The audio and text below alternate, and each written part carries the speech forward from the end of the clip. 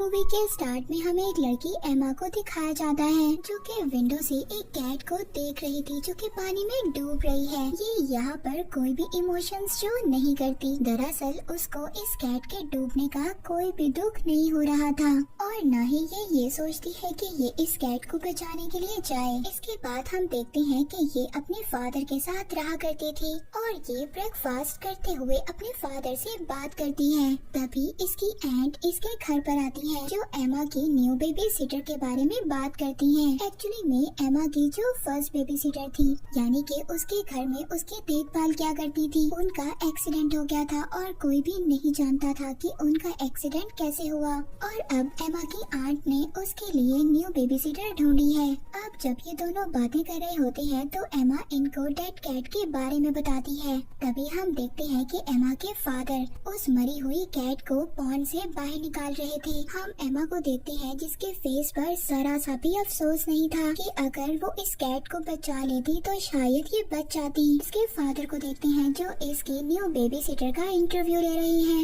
वो इस baby seater के बिहेवियर को देखकर इसको हायर कर लेते हैं। एमा ने सिटीजनशिप अवार्ड के लिए अप्लाई किया था। वो चाहती थी कि ये अवार्ड उसी को मिले और तभी हम देखते हैं कि वो स्कूल में सबके साथ बहुत अच्छा बिहेवियर रख रही है। वो कुछ बच्चों के साथ खेल रही होती है तभी एक लड़की इससे टकराती है। एमा उस लड़की को उठाती है। हम एमा को घर में भी देखते हैं जो स्माइलिंग की प्रैक्टिस कर रही थी। अगले दिन अवार्ड मिलने का दिन था। इसके फादर इसको एक अच्छा सा ड्रेस पहनाते हैं और इसको स्कूल की तरफ लेकर जाते हैं। वहाँ पर बहुत सारे पेरेंट्स अवार्ड सेरेमनी में आए हुए थे जहाँ पर टीचर ये अनाउंस करती है कि माइलो ने सिटीजनशिप के अवार्ड को जीता है। वो अपने फादर को ये बता रही थी कि माइलो को ये अवार्ड मिला है और वो इस अवार्ड को डिजर्व भी नहीं करती थी। वो माइलो की इंसल्ट करती है और फिर अपने फादर से अपने इस बिहेवियर के लिए सॉरी भी करती है। फिर एमा माइलो को एक क्लिफ पर लेकर जाती है। फिर कुछ देर के बाद माइलो कहती है कि हमें वापस जाना चाहिए।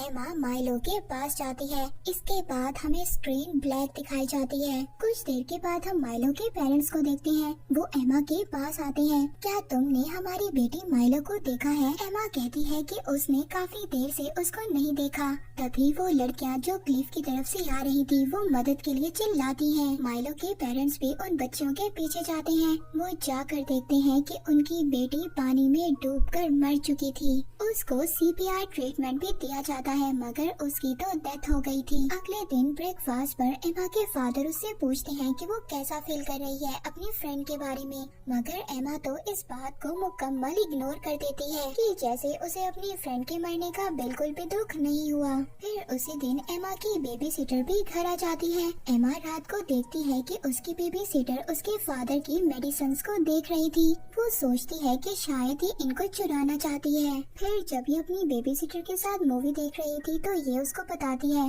कि मैंने देखा तुम मेरे फादर की मेडिसिन को चुराना चाहती थी। तो ये कहती है कि अगर जो भी काम मैं तुम्हें कहूँगी तो तुम्हें वो करना होगा। इसके बदले में अपने फादर को कुछ भी नहीं बताऊंगी। इस बात पर बेबी सीटर को बहुत ज्यादा गुस्सा आता है मगर फिर भी वो एमा की बात मान लेती है। अगले दिन माइलो का फ्यूनरल था जिस पर सभी लोग रो रहे थे। तभी हम एमा को भी देखते हैं जो माइलो के पेरेंट्स के सामने रो रही थी। वो ये प्रिटेंड कर रही थी कि जैसे उनकी बेटी का मरने का दुख इसको बहुत ज्यादा है।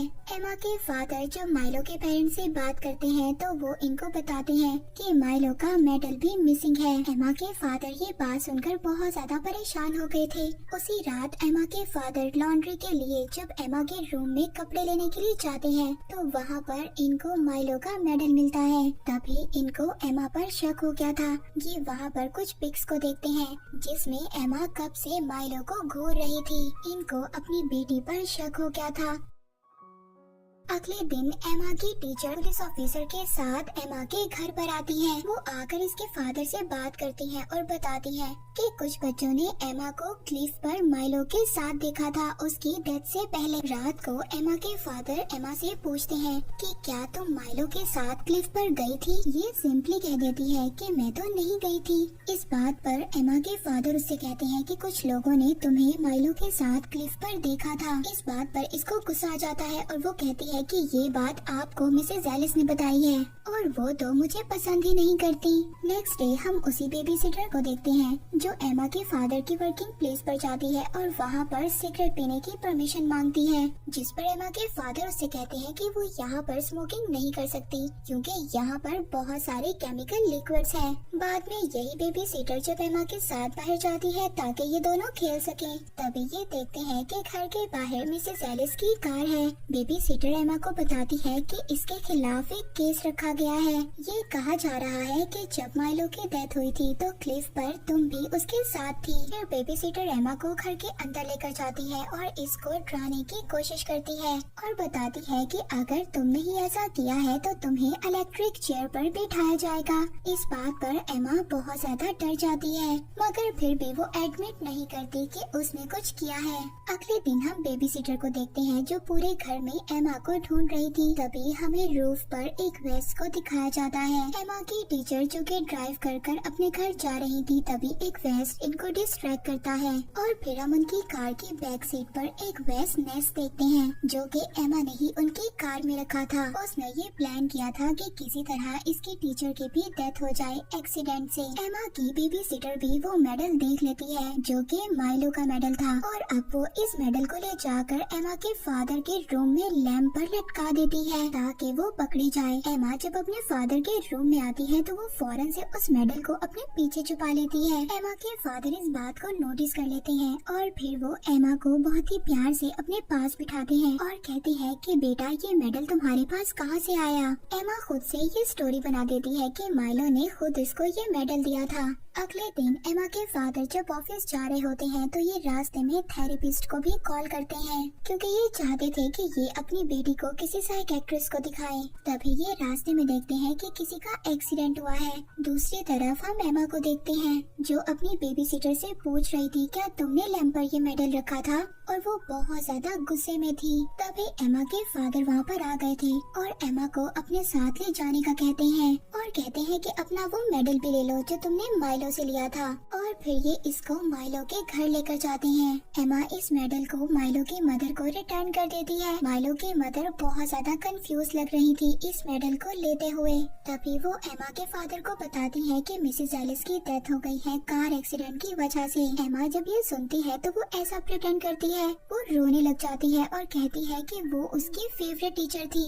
अब जब ये अपने फादर के साथ घर वापस आ रही थी तो ये रास्ते में बिल्कुल ही भूल जाती है अपनी टीचर की डेथ के बारे में। वो अपने फादर से कह रही थी कि वो घर जाकर बेबी सिटर के साथ कुकीज को बेक करेगी। इसके फादर इसके इस बिहेवियर पर बहुत ही ज्यादा परेशान और हैरान थे। नेक्स्ट डे हम देखते हैं एमा के फादर जो कि अपनी वर्किंग प्लेस पर काम कर रहे थे। उनकी रूफ पर वेस्ट नेस्ट जो कि पहले था अब वो गायब हो चुका था और अब उनको ये शक हो रहा था कि शायद मिसेस एलिस की डेथ में भी उनकी बेटी का हाथ है। फिर हम एमा के साइकियाट्रिस्ट को देखते हैं जिसकी एमा के साथ फर्स्ट मीटिंग थी। अब वो साइकियाट्रिस्ट एमा के फादर को बताती है कि आपकी बेटी बिल्कुल नॉर्मल बच्चों की तरह है, उसको कोई भी प्रॉब्लम नहीं है, क्योंकि एमा ने इस साइकियाट्रिस्ट को भी अपनी बातों से पागल बना दिया था। नेक्स्ट डे एमा की बेबी सिटर क्लोई उसको जाकर कहती है कि मैं तुम्हारी स्टेप मदर भी बन सकती हूँ क्योंकि तुम्हारे फादर मुझे लाइक करते हैं। इस बात पर एमा को बहुत ज्यादा गुस्सा आ जाता है और वो जाकर अपने फादर से पूछती है कि क्लोई मुझे कह रही है कि वो मेरी स्टेप मदर बनना चाहती है, क्या आप उसको लाइक करते हैं? इस बात पर इसके फादर इसको कोई भी आंसर नहीं करते और वहाँ से चले जाते हैं। तभी हम रात को देखते हैं क्लोई जब टीवी देख रही थी तो उसको आउट हाउस से शोर सुनाई देता है। वो एमा को ढूंढने के लिए घर से बाहर जाती है और बाहर जाकर एक शैडो देखती है। ये फौरन से आउट हाउस में चली जाती है। तभी वहाँ पर आउट हाउस की कोई डोर बंद कर देता है। ये आउट हाउस में फंस चुकी थी और तभी हम देखते हैं कि आउट हाउस में आग लग जाती है। क्लोई जो कि विंडो से देखती है बाहर एमा खड़ी थी और एमा ने ही इस आउट हाउस में आग लगाई थी। क्लोई को मारने के लिए हम क्लोई को देखते हैं जो आग में जलकर वहीं पर मर जाती है। जब ये बात एमा के फादर को पता चलती है तो वो जल्दी से फायर फाइटर को बुलाते हैं। वो आकर जल्दी से आग बुझाते हैं मगर उस वक्त तक क्लोई की डेथ हो गई थी। इसके बाद रात को एमा के फादर उसके रूम में आते हैं और उससे आकर पूछते हैं क्या तुम्ही ने माइलो को हर्ट किया था? वो कहते हैं कि बेटा मैं तुम्हें बचाने के लिए सब कुछ करूँगा मगर तुम्हें मुझे सच सच बताना होगा। इस बात पर एमा अपने अपने फादर को बताती है कि हाँ, मैंने ही माइलो को नीचे गिराया था। एमा के फादर इससे पहले वाली बेबी सिटर के बारे में भी पूछते हैं, तो वो कहती है कि हाँ, उसने मेरा गुस्से से हाथ पकड़ा था, जिस पर मैंने उसे स्टेयर से धक्का दे दिया। एंड पर उसके फादर उससे क्लोए के बारे में पूछते हैं। अब एमा को और ज्यादा गुस्सा आ गया था। वो गुस्से में चिल्लाती है कि हाँ, उसने मेरी स्टेप मदर बनने की कोशिश की, इस वजह से मैंने उसे भी मार दिया। एमा के फादर को सब कुछ पता चल गया था कि ये सब कुछ उनकी बेटी ने किया है। वो बहुत ज्यादा परेशान हो गए थे कि उनकी छोटी सी बच्ची इतने बड़े बड़े क्राइम्स कर रही है। एमा अपने फादर से कहती है कि वो आइंदा ऐसा कुछ भी नहीं करेगी, मगर उसके फादर अब बहुत ज्यादा डर गए थे। नेक्स्ट डे शेरिफ एमा के फादर को कॉल करता है। वो कहते हैं कि हम एमा से मिलना चाहते हैं, मगर एमा के फादर एक्सक्यूज कर देते हैं कि वो बीमार है। एमा के फादर बहुत ज्यादा डर गए थे कि कहीं उनकी बेटी को पकड़ न ले। इस वजह से वो अपनी बेटी को दूर लेक हाउस पर ले गए थे। हाउसकीपर वहाँ पर इनका वेलकम करता है। इसी दिन शेरिफ दोबारा से एमा के फादर को कॉल करता है और उनको बताता है। वो बताते हैं कि आग खुद ब खुद नहीं लगी थी, बल्कि किसी ने लगाई थी। एमा के फादर ने प्रोटेक्शन के लिए अपने घर में एक गन भी रखी हुई थी और वो ये सोच रहे थे कि वो इस गन का यूज कभी भी कर सकते हैं इस सिचुएशन को खत्म करने के लिए। तभी इसी रात एमा सारे स्टॉक्स को ऑन कर देती है ताकि इसके फादर गैस से मर जाएं। घर के डोर्स को बंद कर देती है और खुद घर से बाहर चली जाती है। तभी एमा के फादर की आँख खुल जाती है। वो जब गैस को सेंस करते हैं, वो फौरन से विंडोज और दरवाजे खोल देते हैं। जब वो अपनी बेटी को बाहर देखते हैं तो वो समझ गए थे कि उनकी बेटी ने ही उन्हें मारने की कोशिश की है। वो अपनी बेटी के पास जाते हैं और उससे पूछते हैं कि तुमने ऐसा क्यों किया। वो गुस्से से कहती है कि अगर आप मर भी जाएं तो मेरी आंट बहुत अच्छी है, मैं उनके साथ रह लूंगी। इसके फादर इसको बहुत ही आराम से घर में वापस ले आते हैं और फिर रात को इसको हॉट चॉकलेट में ड्रग्स डालकर दे देते हैं। नेक्स्ट सीन में देखते हैं कि एमा अपने फादर के सामने खड़ी है, जिसके हाथों में गन है। वो अपने हाथों से अपने फादर को शूट करती है, मगर ये बुलेट इसके फादर को नहीं लगती, तो वो बुलेट जाकर पेलों में लग जाती है। तभी इसके फादर जाग जाते हैं और कहते हैं कि तुम अब तक कैसे जाग रही हो। तो एमा कहती है कि आपने मेरी हॉट चॉकलेट में ड्रग्स मिला दी थी, जिससे कि मैंने अपनी हॉट चॉकलेट को आपसे रिप्लेस कर दिया। एमा अपने फादर को शूट करना चाहती थी, मगर तभी इसके फादर इससे गन छीन लेते हैं। एमा जल्दी से 911 पर कॉल करती है और बाथरूम में जाकर छुप जाती है। ये कॉल कर बताती है कि इसके फादर इसको मारना चाहते हैं। इनका गार्ड भी गन की आवाज सुनकर वहाँ पर आ गया था।